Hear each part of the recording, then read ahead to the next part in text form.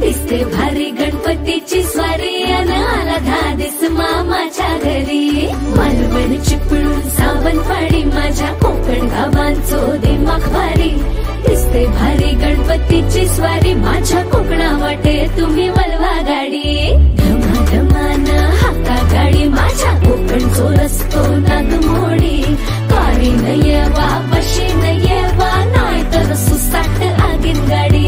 मुंबई पुण्याचे रस्ते सोडा माझ्या कोकणा वाटे तुम्ही वलवा गाडी। ना ना ना ना ना ना ना ना ना ना ना